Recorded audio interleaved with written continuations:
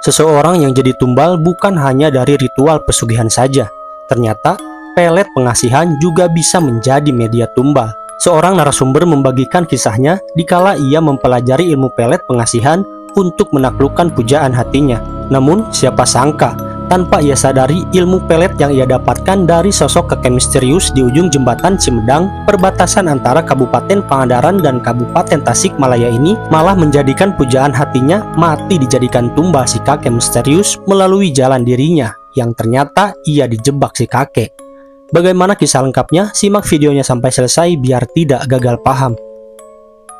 Tihilir Batara Ginggi, tigirang Batara Gingga, kepat aing kepat raja, lengan aing lengan ratu, sengit aing sengit raja, sing jadi sing kabayang terus, kaasih aing kasih Yuli. Itu terus dirapalkan berulang-ulang. Dek, hanya ada satu cara. Kamu harus mencuci muka dengan air seni kebok betina. Aki mah ada-ada aja. Yang bener aja atuh Ki. Masa Dede harus nyuci muka pakai air seni kebo? Ciki munding Ki.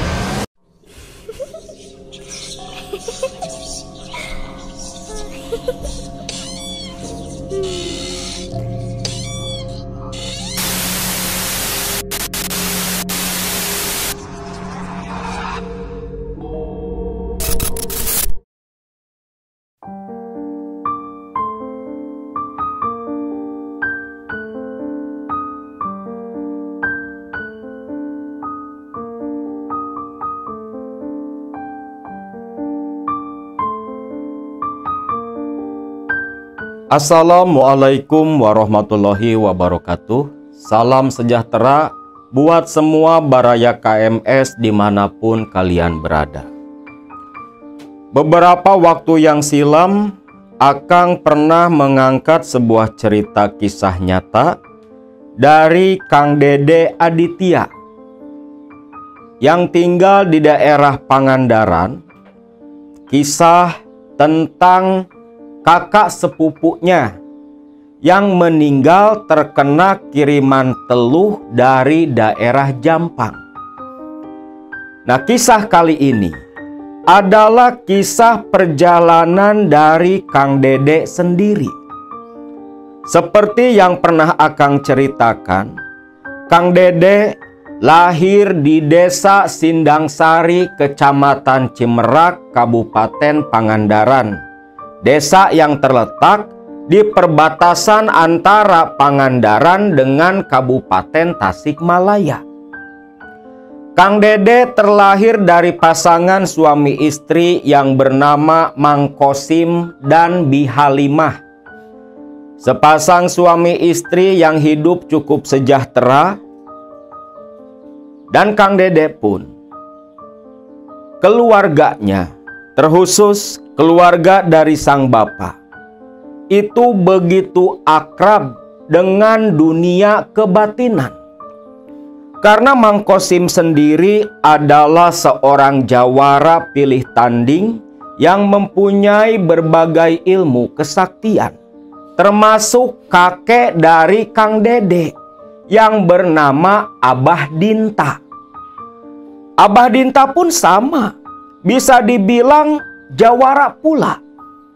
Dan perlu kalian semua ketahui, di daerah Pakidulan, terkhusus daerah pesisir pantai selatan Jawa Barat ini, begitu banyak melahirkan jawara-jawara di masa lalu, bahkan hingga saat ini pun masih cukup dikenal sebagai tempat, lokasi yang mempunyai jejak sejarah panjang tentang ilmu-ilmu kebatinan.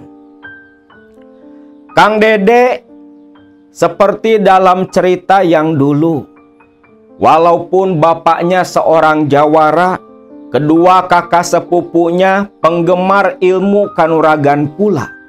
Tapi Kang Dede tak berminat sama sekali untuk mempelajari ilmu-ilmu seperti itu. Kang Dede dia lebih menyukai belajar ilmu-ilmu pengasihan yang ternyata dorongan kuat untuk belajar ilmu pengasihan itu, ada sebuah peristiwa yang sempat dialami Kang Dede yang secara tidak langsung menjatuhkan harga dirinya sebagai seorang laki-laki. Menurut cerita Kang Dede, dulu sewaktu dia masih muda, Kang Dede ini punya sifat yang pemalu. Terlebih lagi ketika berhadapan dengan lawan jenis perempuan. Kang Dede nggak punya rasa percaya diri untuk mendekati seorang perempuan. Sampai satu saat, Kang Dede bermain ke daerah Cikatomas, Tasikmalaya, ke salah satu kawannya yang bernama Andi. Nah, ketika Kang Dede berkunjung ke rumah kawannya ini, tanpa sengaja, Dede bertemu dengan seorang perempuan yang kecantikannya luar biasa, yang bernama Yuli. Tinggal tak jauh dari rumah si Andi. Baru pertama kali Dede melihat perempuan, sampai begitu takjub, begitu kagum, hingga langsung muncul rasa suka, rasa cinta dalam hati. Dede pun bertanya ke Andi, "Di, itu perempuan siapa, euy?" "Oh itu si Yuli, masih tetangga, anaknya Mang Darta." "Gimana, cantik ya, Dek?" "Wah, bukan cantik lagi, Di. Ini mah udah kayak bidadari loh." "Ya wajarlah, Dek. Si Yuli ini bisa dibilang kembangnya kampung sini, Dek. Kalau kamu suka, coba aja ajak kenalan. Siapa tahu dia juga mau," ucap si Andi sambil tersenyum.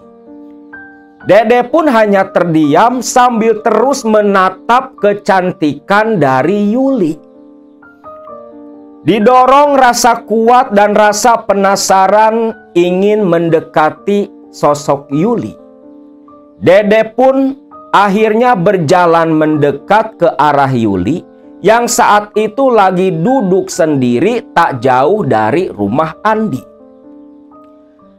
Dede pemuda pemalu, namun saat itu entah dari mana muncul keberanian yang begitu luar biasa. Dede berniat mengajak Yuli berkenalan. Ketika Dede tepat sampai di dekat Yuli, Dede sambil tersenyum grogi menjulurkan tangan kanannya mengajak bersalaman. "Assalamualaikum, Teh. Boleh kenalan?" Namun respon yang diterima Dede sungguh tak pernah disangka sama sekali. Ketika Dede menjulurkan tangan kanannya, Yuli menoleh dengan tatapan yang begitu sinis, senyum yang terpaksa, lalu meludah ke arah tangannya Dede. Dede tangannya diludah oleh Yuli yang langsung berdiri mencibir. "Ih, najis, kenal juga enggak, berani-beraninya deketin. Siapa kamu? Gak ngaca? Ih, amit-amit," ucap Yuli sambil berbalik meninggalkan Dede. Sedangkan Dede menatap ludah yang ada di punggung tangan kanannya, serasa tak percaya diperlakukan sedemikian rupa oleh Yuli yang parasnya begitu cantik, tapi ternyata hatinya begitu busuk. Namun waktu itu Dede tak ada rasa marah. Dia kibaskan tangan kanannya sampai ludah jatuh ke tanah.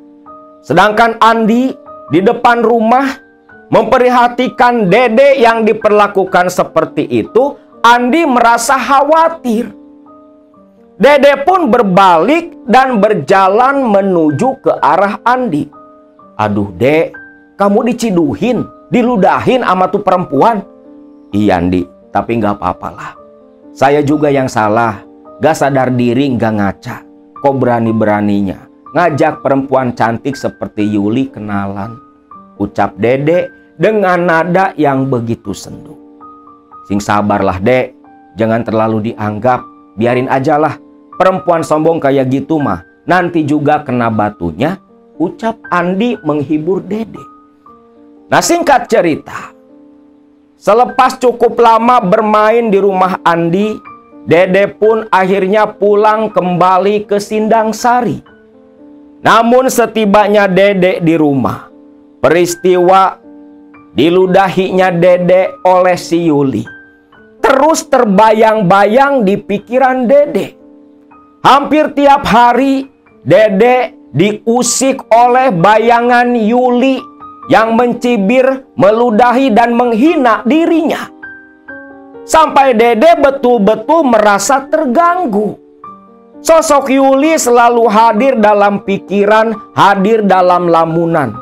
Sampai akhirnya Dede pun memutuskan untuk menemui sang kakek, Aki Dinta, untuk meminta solusi permasalahan dirinya. Dede pun langsung menuju ke rumah sang kakek berjalan kaki. Setibanya dia di kediaman kakeknya, Dede pun langsung beruluk salam. Assalamualaikum, Ki, Aki di rumah nggak Ki? Teriak Dede. Dari dalam pun terdengar suara sahutan. Waalaikumsalam. Masuk dek, ada apa? Teriak-teriak dari luar sambil membukakan pintu.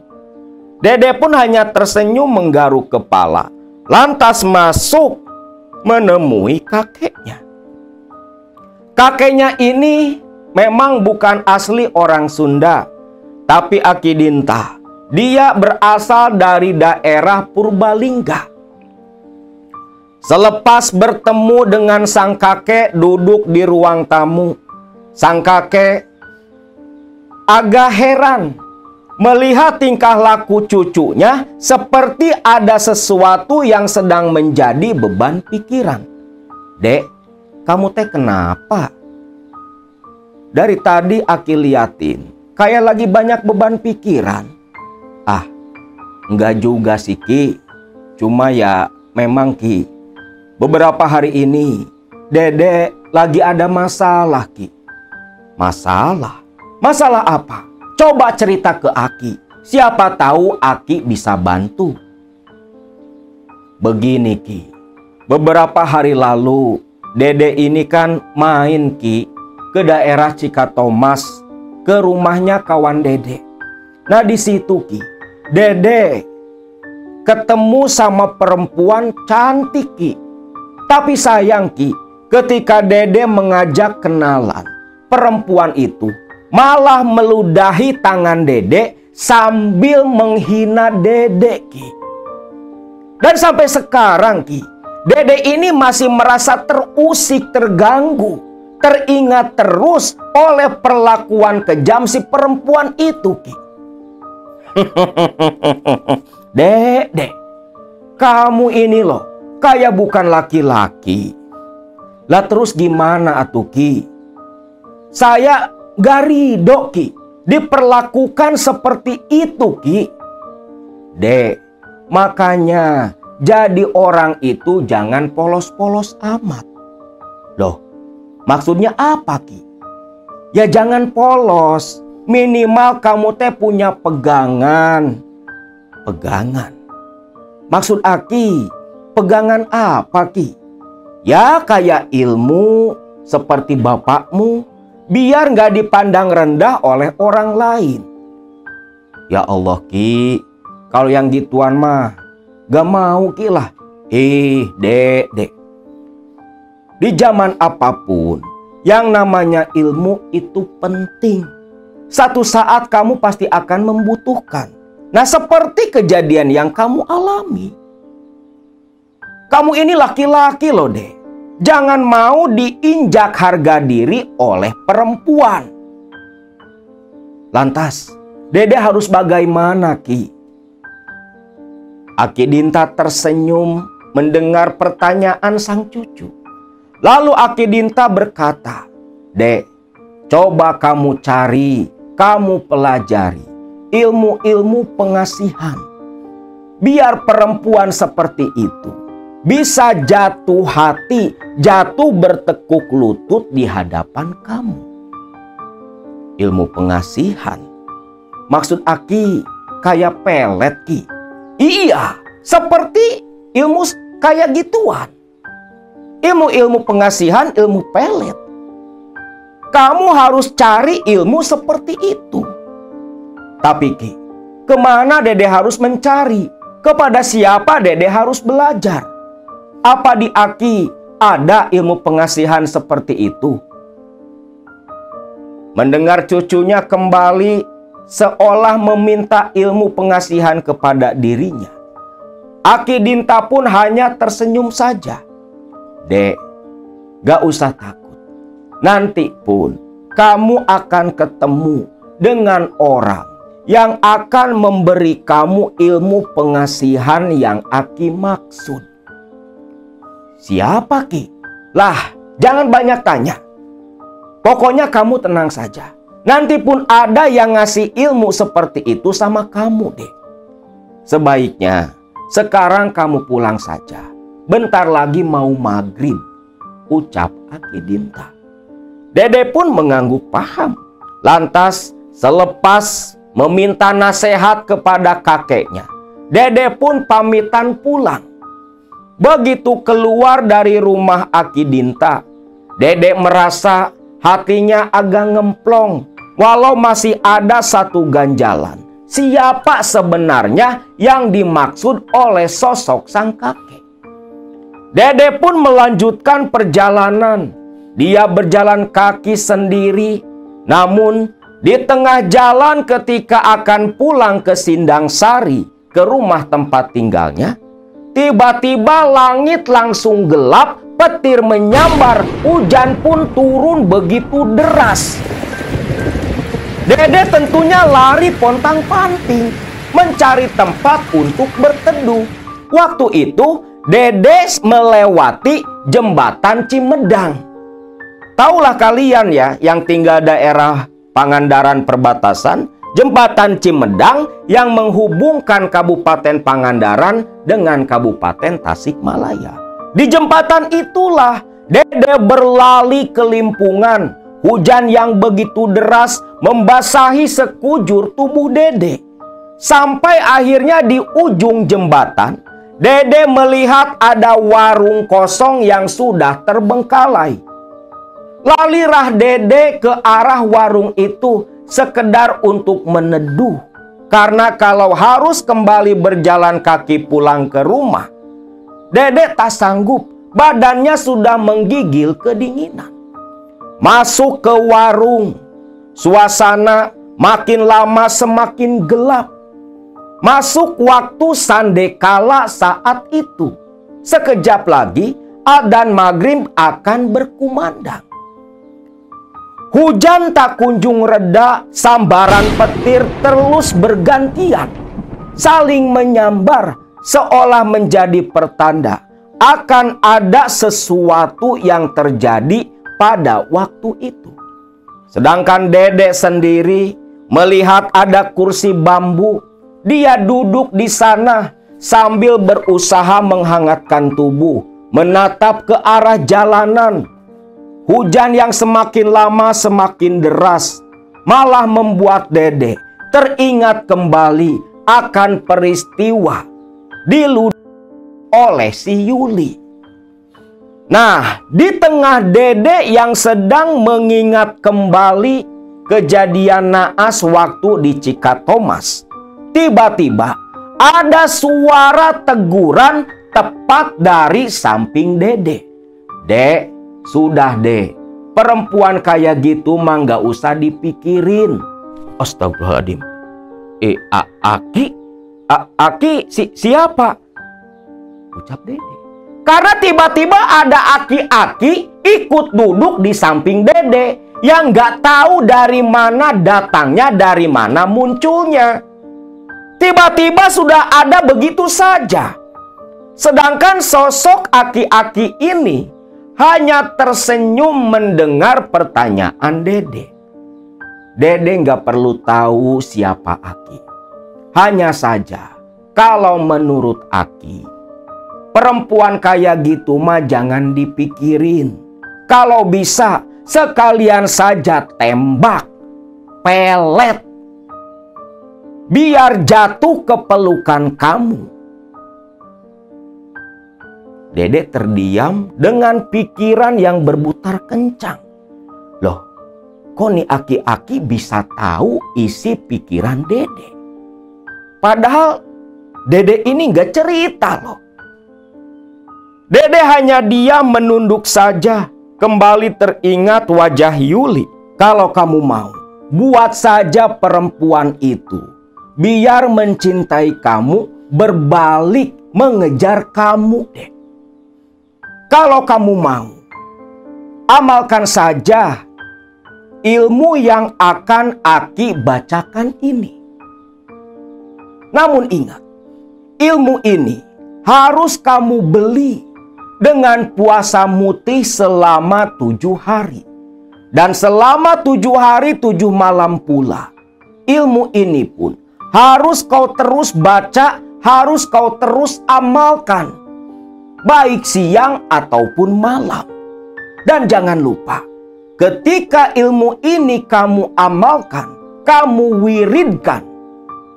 Di setiap akhir membaca wiridnya, di setiap akhir membaca mantranya, kau sebutkanlah nama perempuan yang akan kau tembak. Lalu sosok si aki-aki ini pun mulai mengajarkan sebuah jampi-jampi kepada Kang Dede. Dede hanya diam mendengarkan. Jampi-jampi yang diucapkan oleh sosok aki-aki misterius. Harus kamu ingat, jangan ada satu kata pun yang sampai kamu lupakan. Tihilir Batara Ginggi, Tigirang Batara Gingga, Kepat aing kepat raja, lengan aing lengan ratu, sengit aing sengit raja, sing jadi sing kabayang terus, kaasih aing kasih Yuli. Dede mendengarkan dengan begitu seksama. Sedangkan sosok si aki-aki ini terus mengulang kembali bacaan jampi-jampinya. Dede pun mengangguk. Karena entah kenapa, hanya dalam 3 kali pengulangan oleh aki-aki ini, mantra tadi itu langsung terhafal di kepala Dede. Seolah memang mantra itu dikhususkan untuk Dede. Tak perlu lagi menghafal tapi langsung tertara dalam ingatan kepala. Selepas itu, Dede pun tersenyum berterima kasih kepada sosok lelaki tua itu. Nuhun Ki, hatur nuhun. Amalannya pasti akan Dede lakukan Ki. Kira-kira kapan baiknya Dede mulai tirakat puasanya Ki? Besok kau harus sudah mulai puasa. Dan ingat, selama puasa itu, kamu jangan pernah terputus melapalkan jampi-jampi yang sudah Aki ajarkan. Baik Ki, baik. Pasti saya nggak akan lupa Ki. Nah, selepas berbicara seperti itu, hujan yang tadinya lebat pun langsung mulai reda. Seolah memang turunnya hujan menggiring Dede untuk berdiam diri di warung kosong dan bertemu dengan sosok aki-aki misterius yang entah berasal dari mana. Melihat hujan yang sudah reda, Dede pun pamitan kepada lelaki tua itu, lantas berjalan keluar dari warung setengah berlari menyeberang ke ujung jalan. Namun, ketika Dede tiba di penghujung jalan, Dede pun menoleh kembali ke belakang. Alangkah kagetnya dia ketika menoleh ke arah warung, Sosok si lelaki tua tadi sudah menghilang entah kemana. Loh, kok ngilang? Kemana perginya si aki-aki tadi? Ya Allah, kok bisa ya? Pikir Dede yang langsung merinding seketika. Tak mau banyak mikir, Dede pun melanjutkan kembali perjalanan pulang ke rumahnya. Namun, tanpa Dede sadari, di ujung jembatan Cimedang, sosok lelaki misterius itu berdiri menatap tajam ke arah punggung Dede, tersenyum, senyum yang begitu misterius.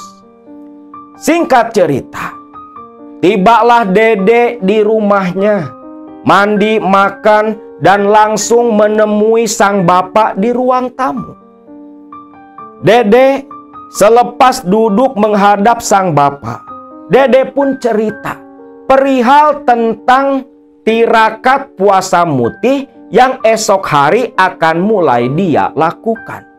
Pak, besok Dede mau mulai tirakat, Pak. Tirakat? Tirakat apa, Dek? Puasa mutih, Pak. Dede diberi sebuah ilmu pengasihan dengan syarat harus puasa mutih selama 7 hari. Jadi, Dede mau minta izin sama Bapak.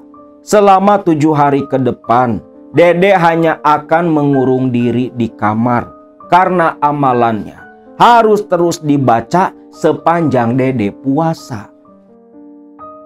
Dede pun keesokan subuhnya mulai sahur dengan hanya sekepal nasi putih dan segelas air putih pula. Selesai sahur, Dede lantas masuk ke dalam kamar. Pintu dia kunci dari dalam. Ibunya heran dengan kelakuan Dede yang seperti itu. Sampai bertanya kepada Mang Kosim suaminya. Pak, itu si Dede kenapa? Kok tiba-tiba makan cuma nasi putih sekepal doang? Lantas masuk ke kamar, pintu dikunci dari dalam. Ada apa sih Pak sama si Dede? Jangan ribut Mak. Itu si Dede, dia lagi belajar tirakat.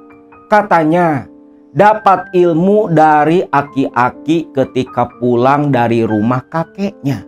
Nah dia lagi tirakat ngamalin ilmu itu. Udah, biarkan saja. Toh Bapak juga dulu waktu muda tak jauh beda seperti si Dede.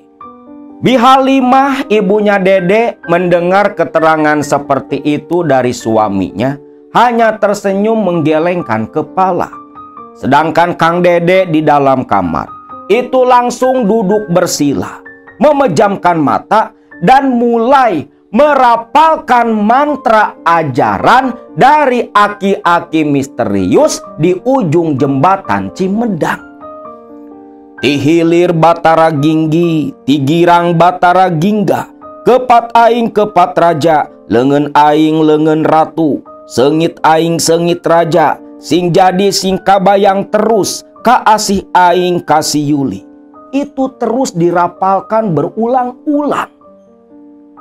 Bahkan ketika adzan subuh berkumandang, Dede masih asik larut membaca jampe, membaca mantra dengan begitu fokus sambil membayangkan wajah Yuli yang tersenyum sinis meludahi tangannya. Dede hanya keluar kamar ketika ingin buang air kecil atau buang air besar. Lantas masuk kembali ke kamar, kembali mengulang mantra sampai 7 hari 7 malam lamanya. Memang selama tirakat puasa mutih di dalam kamar waktu itu, Dede ini tak mengalami kejadian aneh apapun. Hanya saja, selepas selesai tirakat, Dede yang tadinya pemalu berubah menjadi seorang pemuda pemberani. Bahkan ada dorongan kuat dalam hati untuk menaklukkan setiap perempuan yang Dede sukai. Kang Dede ingat betul Beberapa hari pasca selesai puasa 7 hari itu, Dede satu sore, dia jalan-jalan cari angin di kampung Sindangsari. Di perjalanan, Dede bertegur sapa dengan para tetangga dan warga kampung yang kebetulan berpapasan di jalanan. Di tengah Dede yang sedang berjalan sendiri tak tentu arah, tiba-tiba terdengar suara teriakan dari arah belakang Dede. "Kang! Kang Dede! Kang!" Dede pun langsung menoleh. Kaget dia. Ternyata yang teriak memanggil Dede tak lain adalah Yuli, perempuan yang 7 malam ke belakang terus dia tembak dengan ilmu pengasihan. Yuli berlari ke arah Dede yang hanya berdiri terbengong. Begitu tiba di depan Dede, sosok Yuli langsung menangis memeluk erat Dede. Dede sampai kelimpungan. Lawang orang-orang di sekitar sana semua kaget dan menatap heran. Loh, Yuli? Kang Dede, maafin Yuli ya Kang. Yuli sudah 3 hari nyari-nyari Akang ke Sindangsari. Namun baru sekarang Yuli bisa ketemu sama Akang. Maafin Yuli ya Kang, maafin Yuli. Sambil menangis dalam dekapan memeluk Dede. Melihat Yuli yang seperti itu, Dede pun terdiam. Ah, bener nih. Ternyata ilmu pengasihan dari si aki-aki itu betul-betul manjur. Si Yuli jauh-jauh dari Cikatomas sampai datang nyari-nyari udah 3 hari. Bukannya merasa kasihan kepada Yuli, justru Dede waktu itu muncul perasaan bangga bisa menaklukkan kembang desa dari Cikatomas yang sempat menghina dirinya. Dede pun mengajak Yuli pulang ke rumah. Dan mulai saat itulah Dede pun menjalin hubungan dengan Yuli. Mereka berdua mulai pacaran. Yuli sendiri, entah kenapa rasa cinta kepada Dede yang tadinya tak ada muncul tiba-tiba dan langsung begitu kuat. Bahkan Yuli memasrahkan dirinya, jiwa, pikiran, dan raganya kepada Dede. Istilah kasarnya, mau diapain pun sama si Dede, Yuli ini pasrah nggak akan nolak. Karena bagi Yuli, Dede lah satu-satunya laki-laki yang ada dalam hatinya. Dede semakin bangga melihat reaksi dari ilmu asihan yang sudah dia miliki. Namun, walau sudah bisa mendapatkan Yuli, Dede ini tak merasa puas hanya punya 1 orang pasangan. Waktu itu, ketika masih berpacaran dengan Yuli, Dede yang tadinya seorang pemuda polos jadi pemuda mata keranjang. Setiap ketemu perempuan cantik, selalu ada dorongan dalam hati, pelet, kamu harus bisa naklukin tuh perempuan. Dan dorongan itu begitu kuat.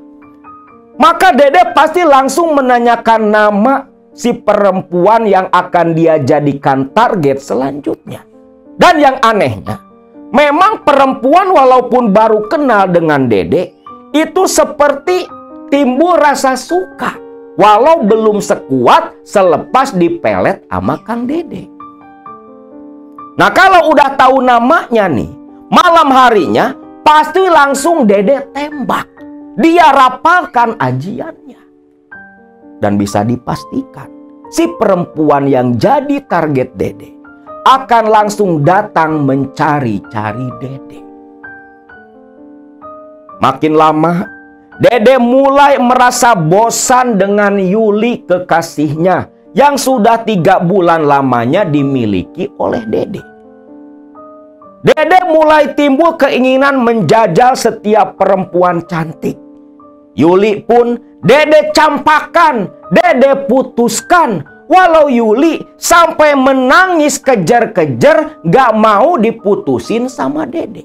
Namun Dede tak peduli. Bahkan Dede sampai bersikap kasar agar Yuli mau pergi meninggalkan dirinya. Selepas Yuli dicampakkan oleh Dede, Dede makin keranjingan untuk terus mempelajari ilmu-ilmu pengasihan. Dede mulai mencari sesepuh-sesepuh yang katanya sakti dan punya kemampuan. Dia datangi.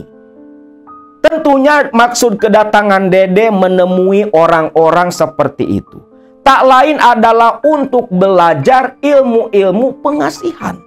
Seolah ilmu pertama yang Dede dapatkan itu mendorong Dede, memberikan jalan kepada Dede untuk tenggelam dalam dunia ilmu perpeletan. Satu persatu ilmu-ilmu pelet mulai Dede dapatkan. Hanya saja di antara deretan ilmu pengasihan yang sudah Dede pelajari, hanya beberapa yang Dede anggap powernya begitu kuat.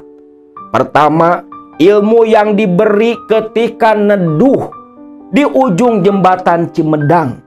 Ilmu yang pertama Dede miliki. Lalu ada pula ajian Semar Mesem, ajian Jaran Goyang yang Dede dapat dari beberapa sesepuh tua yang tak jauh dari kediamannya. Masih di daerah Pakidulan pula. Bukan hanya ilmu yang Dede koleksi. Bahkan benda-benda pusaka seperti cincin, keris, dia koleksi pula. Bahkan tak segan-segan Dede ini melakukan berbagai ritual, berbagai jenis puasa seperti puasa pati geni, ngerewot, dan sejenisnya. Dia lakukan demi untuk mendapatkan ilmu-ilmu pengasihan. Dede, seperti yang Akang bilang, dia ini tak cukup hanya punya satu pacar. Dia bisa punya 3-4 orang perempuan, memacari mereka dalam waktu yang bersamaan. Cuman tak ada satu pun yang menjalin hubungan lama. Paling lama 2-3 bulan Dede campakkan dan mencari penggantinya. Dede udah dicap sebagai playboy cap kapak di daerah Sindang Sari. Bahkan Mang Kosim bapaknya sudah begitu bosan sampai marah kepada Dede gara-gara seringnya datang perempuan yang mencari-cari Dede ke rumah. Dede sempat dimarahi habis-habisan karena Mang Kosim menyangka Dede melakukan perbuatan tak senonoh kepada mereka. Tapi Kang Dede, walau pacarnya begitu banyak, tak ada satupun yang Dede rampas kehormatannya. Waktu pun terus berlalu. Kelakuan Dede dengan ilmu pelet yang berbagai jenis yang dia miliki itu semakin menjadi-jadi. Sampai satu ketika, sekitar 1 tahun pasca mencampakkan Yuli kekasih pertamanya, Dede pun ada keinginan pergi lagi ke Cikatomas, ke rumahnya si Andi, sambil ingin melihat dan mengetahui kabar keberadaan Yuli. Dede pun berangkatlah ke Cikatomas, ke tempat tinggal si Andi. Namun ketika Dede bertemu dengan Andi, Dede langsung menanyakan keberadaan Yuli. "Dik, si Yuli sekarang di mana? Udah nikah belum? Kabarnya di mana pula?" Mendengar itu, Andi terdiam. "Maksud kamu apa, Dek?" "Ya gak ada maksud apa-apa, Andi. Cuman pengen tahu aja. Kabarnya si Yuli sekarang gimana? Udah nikah belum?" "Dek, jangankan nikah, Dek. Semenjak dulu, selepas kamu campakan si Yuli. Ada sesuatu yang terjadi kepada Yuli, Dek. Loh, kejadian apa? Dek, kita bicara di dalam saja. Takut ada yang mendengar dan mengenali kamu, Dek. Bahaya soalnya. Loh, bahaya kenapa, Cindy? Udahlah, kita cerita di dalam rumah saja. Dede pun menurut. Andi mengajak Dede masuk ke dalam. Tapi selepas Dede masuk ke dalam rumah, Andi seperti yang memastikan situasi. Menengok kanan dan kiri, seolah takut ada yang menyadari keberadaan Dede di rumahnya. Dek, ada apa sih? Kok celingak-celinguk kayak gitu? Shh, Dek, jangan banyak bicara. Nanti takut ada yang tahu kamu main ke sini. Loh, emangnya kenapa? Bentarlah. Andi lantas menutup pintu sampai dikunci dari dalam. Lalu Andi duduk di kursi menghadap Dede. Sedangkan Dede yang begitu cuek hanya mengambil rokok dan mulai dia sulut. Dek, ada apaan sih? Kok kamu kayaknya takut gitu? Dek, perlu kamu ketahui, Dek. Selepas si Yuli putus dari kamu, si Yuli jadi aneh, Dek. Aneh? Aneh gimana, Di? Ya aneh. Awalnya si Yuli yang tadinya begitu ceria mulai jadi seorang perempuan yang pendiam. Banyak melamun. Kerjanya tiap hari hanya duduk di serambi rumah. Tatapan matanya kosong. Bahkan ditegur, disapa oleh tetangga pun si Yuli nggak pernah jawab. Seolah hanya jasad dan raganya saja yang ada di sana. Tapi jiwa dan pikirannya entah kemana. Kasihan dia, Dek. Makin lama kondisinya makin memburuk. Hampir setiap hari Yuli bertingkah semakin aneh. Pertama mulai sering tertawa sendiri, menangis, kadang teriak-teriak tak jelas, Dek. Sampai-sampai ibu bapaknya ngondang dukun dari berbagai daerah untuk mengobati si Yuli. Mendengar itu, Dede tentunya kaget. Kok bisa Yuli jadi seperti itu? Kalau memang ada hubungan dengan Dede, kenapa hanya Yuli? Sedangkan banyak juga mantan-mantan yang lain yang tadinya Dede dapatkan dengan ilmu yang sama. Dan gak ada yang jadi seperti Yuli. Kenapa, Dek? Kok malah ngelamun? Ah, enggak, Di. Cuman gak nyangka aja. Kok bisa ya si Yuli sampai jadi seperti itu? Makanya, Dek, bapak ibunya aja sampai bingung. Mang Darta udah entah habis berapa juta. Ngebiayain dukun-dukun sampai kiai buat ngobatin si Yuli. Namun gak ada satupun yang berhasil. Setiap orang bilang kalau Yuli dibuat gila oleh ilmu pelet dari mantan kekasihnya. Dek, jujurlah, Dek. Apa yang sudah kamu lakukan ke si Yuli? Kasihan dia, Dek. Ya Allah, Di. Nggak gitu, Di. Kalau memang Yuli jadi seperti itu gara-gara saya, harusnya kan mantan-mantanku yang lain pun sama. Tapi nggak ada tuh yang jadi kayak si Yuli. Yang nggak tahu sih, Dek. Cuma memang kenapa kedua orang tuanya curiga kepada kamu, Dek? Karena hampir setiap hari Yuli kerjanya cuman meluk dan ngelus-ngelus pohon mangga di depan rumah. Ah, gak mungkin, Di. Masa iya sampai kayak gitu? Beneran, Dek. Itu pohon mangga di depan rumahnya tiap hari dipelukin sama si Yuli, diciumin, dielus-elus, diusap-usap, sambil sesekali menyebut-nyebut nama kamu, Dek. Makanya Pak Darto sama istrinya itu curiga kamu yang sudah mengguna-guna anaknya. Makanya saya takut kalau ada orang yang tahu kamu main ke daerah sini. Bisa habis kamu, Dek. Waduh, kok bisa gitu, Yandi? Ya nggak tahu lah. Tapi yang jelas, si Yuli kondisinya memang memprihatinkan. Sekarang saja, dia itu selalu dikunci dalam kamar karena sering ngamuk-ngamuk ketika keluar dari rumah. Mendengar cerita penuturan dari Andi kawannya ini, Dede terdiam, kening sampai berkerut. Dede berpikir, menerka-nerka, apa yang sebenarnya terjadi kepada Yuli.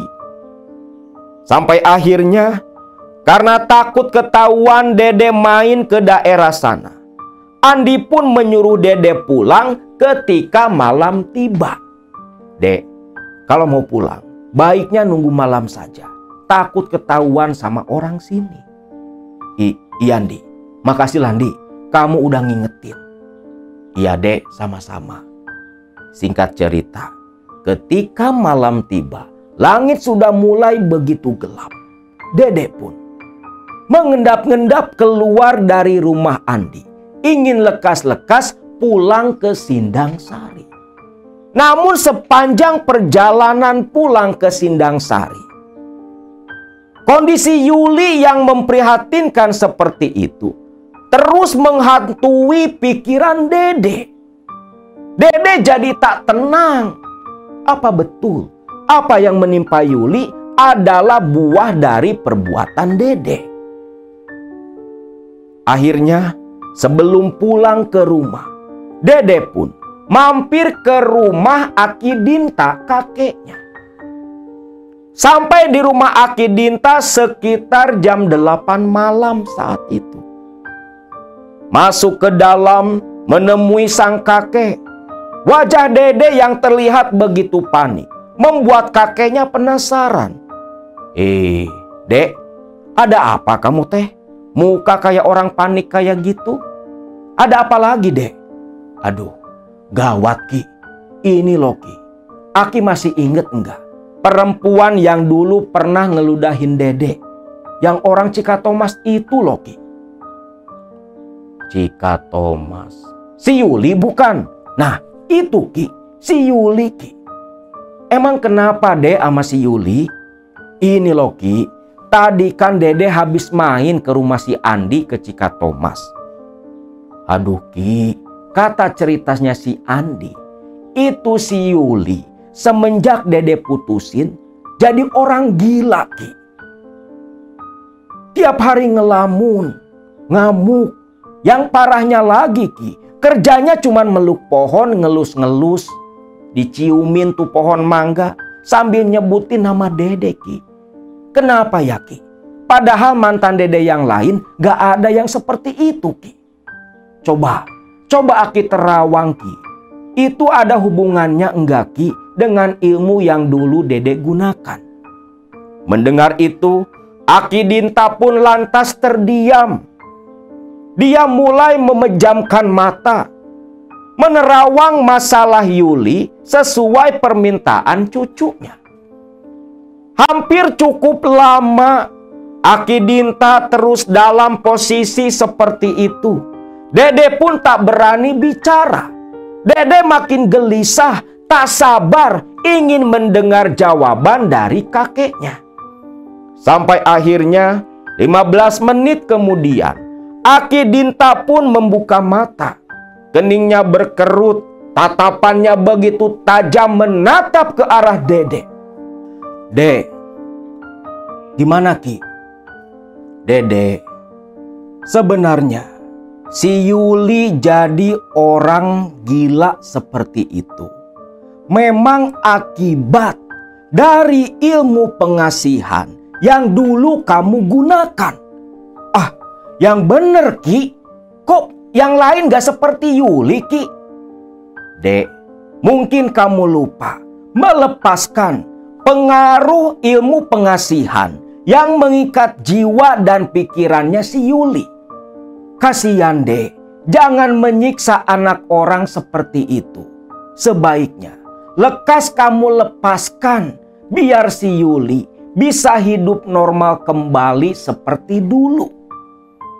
Ya Allah Ki, lantas bagaimana caranya Ki untuk melepaskan pengaruh ilmu pengasihan itu? Sebentar, biar Aki coba tanya lagi, ucap Aki Dinta yang kembali memejamkan mata.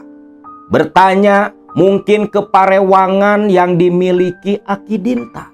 Cara untuk melepaskan pengaruh ilmu pengasihan yang sudah lama mengikat hati dan pikiran Yuli.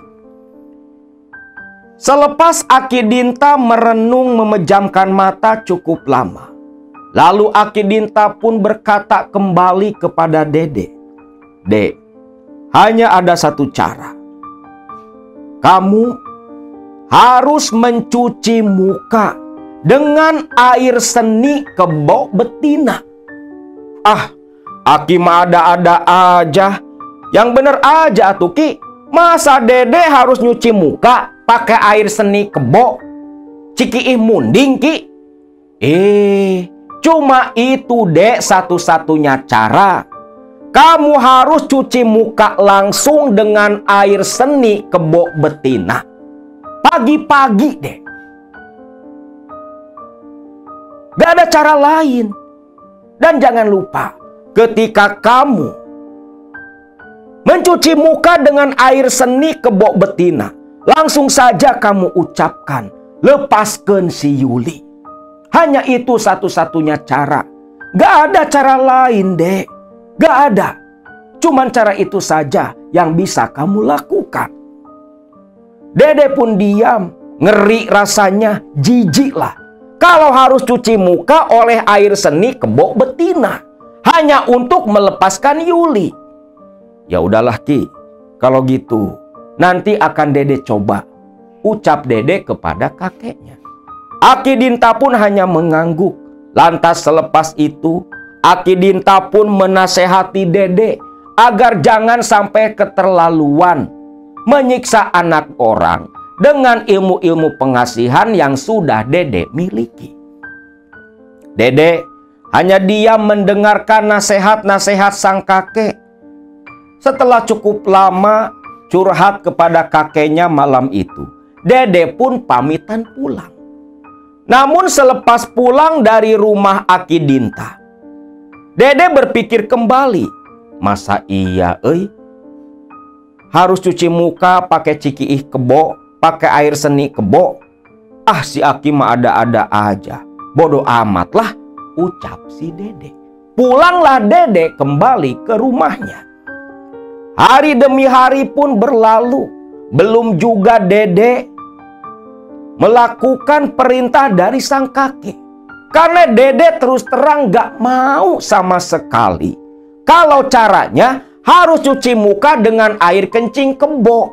Namun satu ketika Dede duduk sendiri melamun, dia tiba-tiba teringat akan kondisi Yuli yang semakin memprihatinkan. Aduh, dipikir-pikir kasihan juga si Yuli. Gimana ya? Masa iya sih harus lakonin perintah si Aki? Kemana juga harus nyari kebo betina? Aing mah malah ngerasa jadi dosa, pikir Dede. Waktu itu pikiran Dede mulai terbuka. Timbul rasa kasihan kepada Yuli. Namun Dede bingung kemana harus nyari kebo betina di kampungnya. Daripada bingung, akhirnya Dede pun bertanya kepada Mang Kosim bapaknya. Pak, di mana ya Pak yang punya kebo betina di kampung kita? Kebo betina? Buat apa Dek? Lah, pengen tahu aja Pak. Bentar-bentar Dek. Bapak jadi curiga. Ada apa sebenarnya Dek? Akhirnya Dede pun mau tak mau cerita ke bapaknya. Awalnya Dede nggak mau ngomong, pasti bapaknya ini bakal marah. Namun ditanya seperti itu, Dede pun terpaksa. Selepas Dede menceritakan apa yang terjadi kepada Yuli, mantan kekasih pertamanya, bapaknya langsung murka, memarahi Dede habis-habisan. Astagfirullahaladzim, Dede, kok kamu sampai tega kayak gitu? Ya maaf Pak, Dede kan gak tahu kalau dampaknya akan seperti itu Pak. Sudahlah Pak, kasih tahu Dede, siapa yang punya kebo betina di kampung kita Pak? Astagfirullahaladzim, Dede. Ada sih Dek, Mang Dadang. Kamu tahu kan Mang Dadang? Mang Dadang? Mang Dadang yang deket perempatan itu Pak, rumahnya yang di ujung. Iya, Mang Dadang itu. Mang Dadang punya kebo betina di belakang rumahnya. Coba kamu ke sana saja. Lakukan apa yang Aki kamu perintahkan. Iya Pak, baik Pak. Akan Dede lakukan Pak. Ingat deh, harus secepatnya kamu lakukan. Kamu sudah berdosa menzolimi si Yuli. Dosa besar Dek.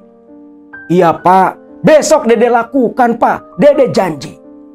Lalu keesokan paginya, selepas adzan subuh, masih pagi buta, Dede keluar dari rumah menuju kandang keboknya Mang Dadang. Dede nggak mau ketahuan orang lain, maka dia lebih memilih menuju ke rumah Mang Dadang melewati jalan setapak, menerobos ke kebun-kebun milik warga. Lalu setibanya di kandang kebo milik Mang Dadang, di situ ada 4 ekor kerbau yang diikat tambang di dalam kandang. Dede pun berjalan pelan-pelan mengendap-endap takut ketahuan orang. Menatap deretan 4 pantat kebo, dia nyari-nyari mana yang kebo betina. Selepas ketemu kebo besar yang paling tengah, yang dipastikan itu memang kebo betina, Dede pun langsung duduk jongkok di belakang kebo, nunggu tuh kebo pipis. Bayangin pagi-pagi buta, duduk liatin pantat kebo, cuma nunggu tuh kebo buat pipis. Ya Allah, gini amat ya. Kalau nggak takut dimarahin bapak, bodoh amat lah sama si Yuli.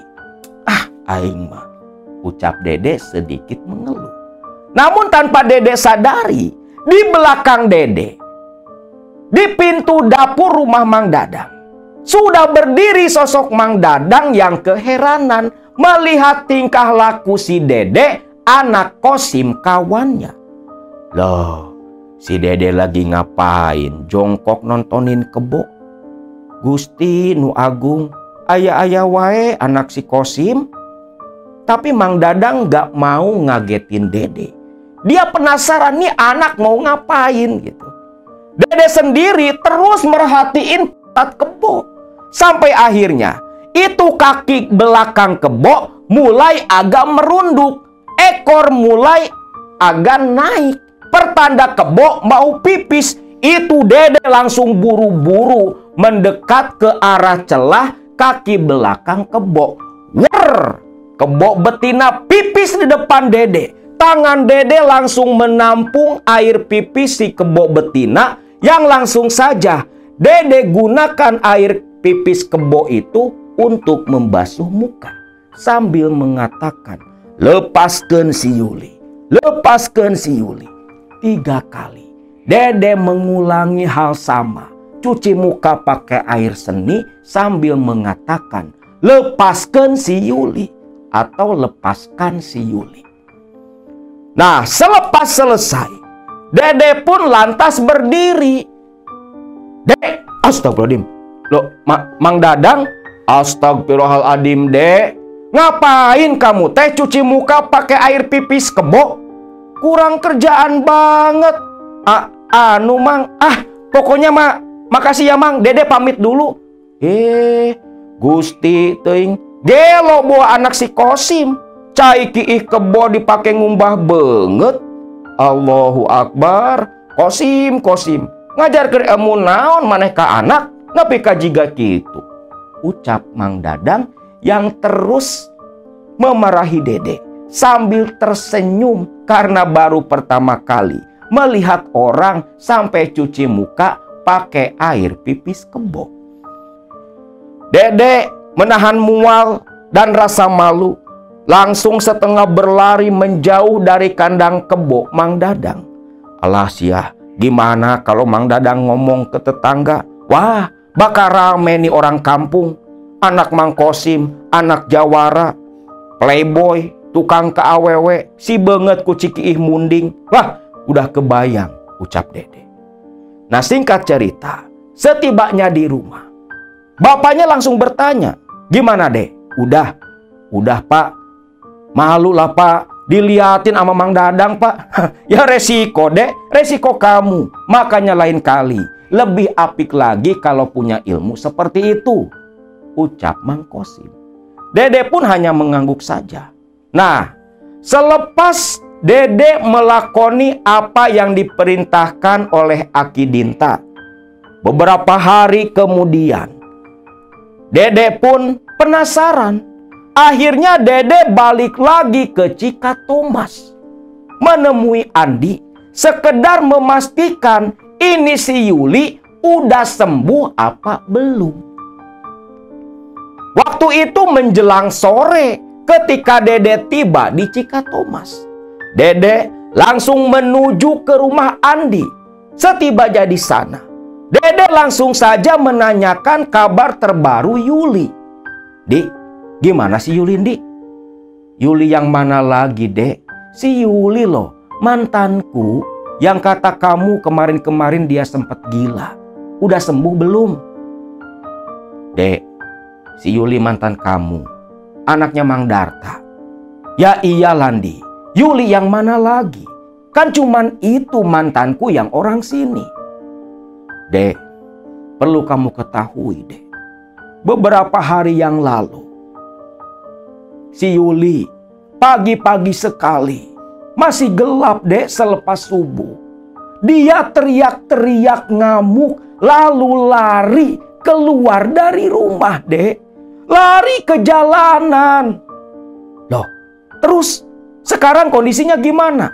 Dek, waktu si Yuli lari ke jalanan, tanpa Yuli sadari, di belakang Yuli sebuah mobil melaju begitu kencang. Yuli ketabrak, Dek. Yuli meninggal di tempat, mati di tempat, Dek. Mendengar Yuli meninggal di waktu yang bersamaan dengan Dede melepaskan Yuli dengan air pipis kebo betina, Dede pun terperanjat tak percaya, bahkan beberapa kali menanyakan lagi kepada Andi. Bener Dek, si Yuli sudah meninggal, gak ketolong Dek. Dede langsung duduk syok. Lemas seketika tubuh Dede, tak bertenaga. Dia nggak menyangka Yuli mengalami nasib tragis seperti itu di hari bertepatan dengan hari di mana Dede melepaskan pengaruh ilmu pelet yang sudah dia gunakan. Dek, kamu kenapa, Dek? Dede tak menjawab apa-apa. Bahkan terdengar pun tidak. Pikirannya hanya teringat kepada Yuli.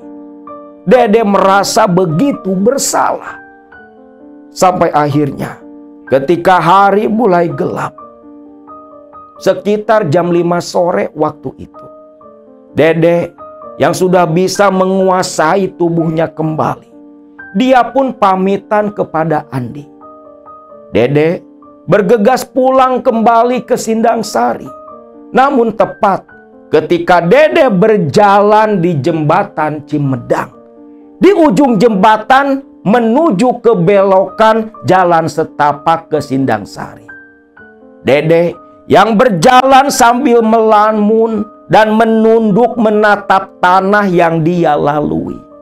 Tiba-tiba ketika Dede mengangkat kepala, tepat di depan Dede dari arah yang berlawanan, terlihat sosok aki-aki misterius yang dulu memberi ilmu pengasihan di saung di ujung jembatan Cimedang. Begitu lelaki tua itu berpapasan dengan Dedek, lelaki tua itu pun tertawa. "Dek, nuhun ya Dek, makasih Dek, makasih." Sambil menepuk pundak Dedek dan berlalu lewat di samping Dedek. Sambil terus berjalan, aki-aki itu tertawa dan berkata, "Nuhun Dek, nuhun." "Nuhun," ucap aki-aki itu. Yang entah kenapa suara tawa dari lelaki tua itu bagi Dedek terasa begitu menakutkan. Dan ketika Dedek berbalik ke belakang, sosok lelaki tua itu sudah tak terlihat, hanya menyisakan gemak tawa yang begitu menyeramkan. Dedek lantas bergegas setengah lari pulang kembali ke rumah.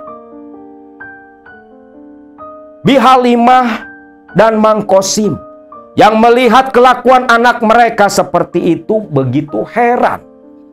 Namun Dedek ditanya sedemikian rupa, tak menjawab satu patah kata pun. Hanya bergegas masuk ke dalam kamar. Pintu ditutup, Dedek mengurung diri. Dedek menangis menutup muka. Menyesal. Menyesal sudah menggunakan ilmu pengasihan kepada Yuli. Dedek meratapi kelakuannya karena tanpa dia sadari, Dedek sudah ikut andil besar dalam penderitaan Yuli, bahkan hingga Yuli mati. Kalau saja dulu Dedek nggak menggunakan ilmu pengasihan itu, mungkin Yuli masih hidup. Tapi apa daya, nasi sudah menjadi bubur. Semenjak kejadian matinya Yuli, salah satu mantan yang belum dilepaskan dari pengaruh ilmu pengasihan, Dedek pun dihantui rasa penyesalan, rasa berdosa. Sampai akhirnya Dedek mulai membuang ajimat-ajimat yang berbau pengasihan yang dia miliki. Batu akik, keris, dan sejenisnya. Dedek buang, Dedek lempar, Dedek larung ke laut Pangandaran. Namun ilmu-ilmu pengasihan yang masih ada di dalam tubuh Dedek waktu itu tak lantas langsung dibersihkan. Baru Dedek bersihkan semuanya ketika Dedek menjelang akan berumah tangga. Karena setiap kali Dedek bertunangan selalu putus di tengah jalan. Dan menurut sesepuh yang pernah Dedek datangi, itu semua terjadi karena akibat dari ilmu-ilmu pengasihan yang Dedek miliki. Selama ilmu-ilmu itu ada dan bersarang di tubuh Dedek, maka selama itu pula Dedek tak akan pernah bisa memiliki seorang istri, kecuali hanya untuk mengumbar nafsu belaka. Dikarenakan hal itu, menjelang tahun 2011, Dedek pun mendatangi seorang kiai. Diruqyah tubuh Dedek, dilepaskan, dikeluarkan semua ilmu pengasihan yang pernah Dedek pelajari.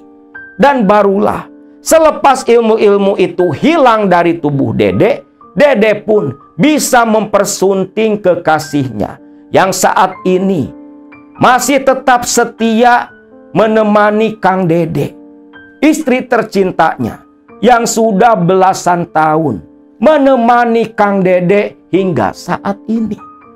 Dan selepas bertahun-tahun Kang Dedek berusaha melupakan kejadian tragis yang menimpa Yuli, Kang Dedek pun masih mempunyai satu pertanyaan. Sebenarnya apa yang jadi penyebab Yuli meninggal? Satu kata yang Kang Dedek terima waktu itu, ternyata meninggalnya Yuli mantan kekasihnya itu menjadi tumbal dari ilmu pengasihan yang Dede miliki. Yang tanpa Dede sadari, Dede sendiri menjadi korban pula. Yang menumbalkan sosok Yuli adalah lelaki tua misterius yang memberikan ilmu pengasihan kepada Dede. Dan Dede dijadikan tangan oleh si lelaki tua misterius itu untuk mencari tumbal nyawa manusia. Yang sebenarnya Yuli mati menjadi tumbal Asihan Batara Gangga.